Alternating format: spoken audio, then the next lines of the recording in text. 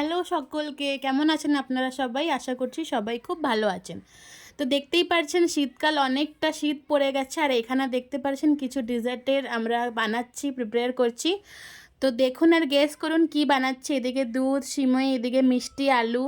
তো মিষ্টি আলুটাই কনফিউজ করবে আপনাদেরকে, বাকি তো বুঝতেই পেরেছেন যে সিমই হচ্ছে। আর এদিকে পাউডার দুধ মা ভালো করে গুলে দুধটায় মিলিয়ে দিচ্ছে যাতে দুধটা একটুখানি গাঢ় হয়ে যাক। দেখতেই পারছেন এর মধ্যে পাউডার দুধ আছে। তো এবার মা দুধ দেবে আর এটাকে ভালো করে গুলাবে, ভালো করে গুলিয়ে দুধে মিলিয়ে দেবে। তো বলছি কি বানানো হচ্ছে, তো অতক্ষণ দেখুন রেসিপিটা। তো দুধটাকে ভালো করে গুলিয়ে নেবে। তো গুলানো হয়ে গেলে দুধটাই কিন্তু মিক্স করে দেবে, দেখতেই পারছেন যাতে কোনো লাম্পস না থাকে। তো ভালো করে ফেটিয়ে ফেটিয়ে গুলিয়ে নেবে, দিয়ে আস্তে আস্তে করে মিলিয়ে দেবে। তো ভিডিওগুলো ফাস্ট ফরওয়ার্ড করা আছে, কিন্তু আপনারা বুঝতে পারবেন। আর যেরকম করে বলছি ওরকম করে বানিয়ে দেখতেই পারেন।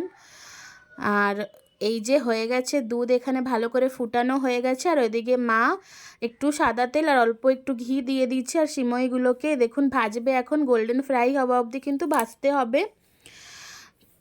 তো আপনারা কে কে সিমইয়ের পায়েস বেশি ভালোবাসেন কি চালের পায়েস বেশি ভালোবাসেন অবশ্যই কিন্তু কমেন্ট করে জানাবেন। আর আমার হাজব্যান্ড সিমইয়ের পায়েসটা বেশি ভালো খায়, কিন্তু আমার চালের পায়েসটা বেশি ভালো লাগে। তো এই দেখুন গোল্ডেন ফ্রাই করে কিন্তু ভাজা হয়ে গেছে, তারপরে ফুটন্ত দুধে এটাকে মিলিয়ে দিল। আর এটা হবে কিন্তু গুড়ের পায়েস, মানে গুড়ের সিমই।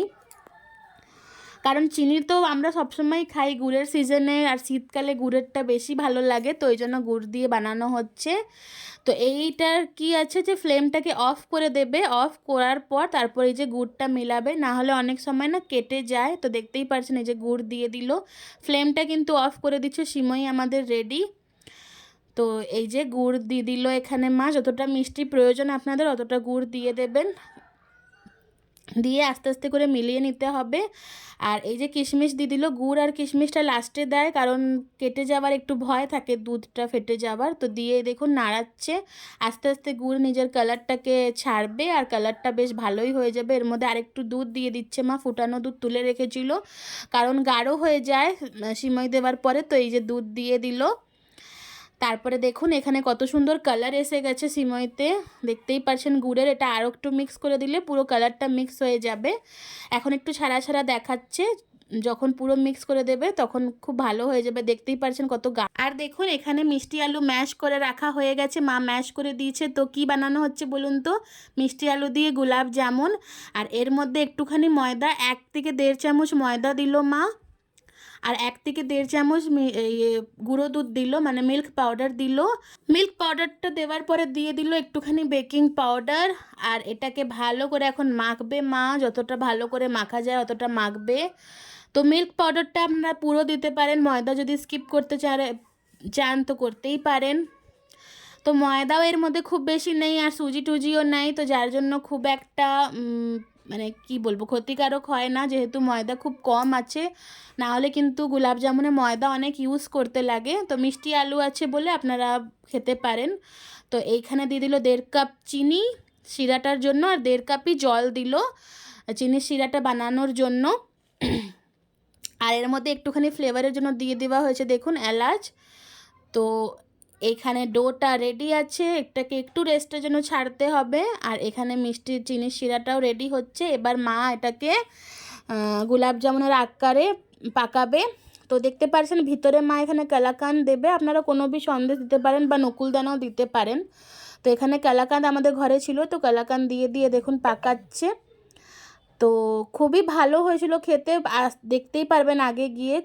দেখুন ভিতরে একটুখানি কালাকাঁদ দিয়ে দিল, আর এটাকে ভালো করে রাউন্ড রাউন্ড শেপে বল শেপে করে নিল। আপনাদের যেরকম সাইজ চাই ছোট বা বড় ওরকম করতেই পারেন। আমাদেরগুলো একটু বেশি বড় হয়ে গেছিলো, কিন্তু কোনো ব্যাপার না, খেতে ভালোই হয়েছিল, একটা খেলেই মন ভরে যাবে। তো এখানে দেখুন সবগুলো কিন্তু আস্তে আস্তে করে বানানো হয়ে যাচ্ছে। আমি এখানে আরেকটা আপনাদেরকে বানিয়ে দেখাচ্ছি, দেখুন দেখে নিন ভালো করে। তো একটুখানি মানে বাটির মতন শেপ করে মিষ্টি চিনি কালাকাঁদটা দিয়ে দিল, দিয়ে ভালো করে প্যাকিং করে ওটাকে ভালো করে রাউন্ড রাউন্ড রাউন্ড রাউন্ড করে নিল। তো রাউন্ড রাউন্ড করার পরে রেখে দিল প্লেটে। আর হয়ে গেল আমাদের সব গোলাপ জামুনগুলো বানানো। এই দেখুন সবগুলো বানানো হয়ে গেছে, এবার এগুলোকে ফ্রাই করার পালা। তো চলুন ফ্রাই করতে যাই আমরা। আর তেলটাকে একদম মিডিয়াম টু লোতে রাখতে হবে, বেশি গরম করা যাবে না, তাহলে কিন্তু পুড়ে যাবে উপরটা আর ভিতরটা কাঁচা রয়ে যাবে। একদম লো ফ্লেমে ভাজতে হবে, মানে লো টু মিডিয়াম ফ্লেমে ভাজতে হবে। তো ভালো করে দেখুন তেলটাকে হালকা একটু গরম করে মা একদম লোতে করে নিয়েছিল যাতে ভাজাটা প্রপারভাবে হয়। তো দেখতেই পাচ্ছেন আস্তে আস্তে গোল্ডেন কালার আসছে আর খুবই ভালো একদম খাস্তা হচ্ছিল। আর এই যে এখানে হয়ে গেছে ডিপ ফ্রাই করা। তো আপনাদের যতটা কালার দরকার অতটা কালার দিতে পারেন, কেউ হালকা বা কেউ আরেকটু ডিপ যদি কালার দিতে চান তো দিতে পারেন। তো এই দেখুন প্রথম লটের এটা একদম প্রথম ছিল, ভাজা হয়ে গেল। তারপরে সেকেন্ড দ্বিতীয় লটেও মা এখানে বাকিগুলো ভেজে নেবে। তো আপনাদের যেরকম কালার লাগবে ওরকম হিসাবে আপনারা করবেন। আমরা তো গোল্ডেন কালারই রেখেছিলাম, যেরকম গোলাপ জামুনে হয়, খুব একটা ডিপ করিনি। অনেকে কালো জামের মতন বানায়, তো ওটাকে একটুখানি ডিপ ভাজতে লাগে, আরও বেশিক্ষণ লাগে ভাজতে ওটাকে। এই দেখুন ছেড়ে দিচ্ছে মার, কি ভালো লাগছে, আর ভাজতে ভাজতেই কতটা ফুলে উঠছে আপনারা খালি দেখুন। তো ভাজা এখানে আধা কমপ্লিট হয়ে গেছে আর আধাটা বাকি আছে। এই দেখুন এগুলোও হয়ে গেল ভাজা, আর এগুলোও ভাজা কিন্তু খুবই সুন্দর হয়েছে। আর এদিকে চিনির সিরায় ডুবিয়ে দিচ্ছে, আর সাথে সাথে উঠিয়ে চিনির সিরায় দেবেন না, একটু 10 সেকেন্ডের জন্য প্লেটে রেখে তারপরে চিনির সিরায় ডুবোবেন, তাতে ভাঙবে না, একদম গরমটা দিলে ভেঙে যাওয়ার চান্স থাকে। তো এই দেখুন মা নিচেরগুলোকে তুলে এবার উপরেরগুলো যে দিল ওগুলোকে নিচে করে দিচ্ছে। আর চিনি সিরাতে দেওয়ার পরে দেখতেই পারবেন 10 মিনিট পরে কী হারে ওটা ফুলে যায়, পুরো একদম রসটাকে একদম টেনে নেয় মিষ্টিগুলো। আর দেখে বলুন তো বোঝা যাচ্ছে কি এটা মিষ্টি আলুর? কেউ ধরতেই পারবে না যেটা মিষ্টি আলুর।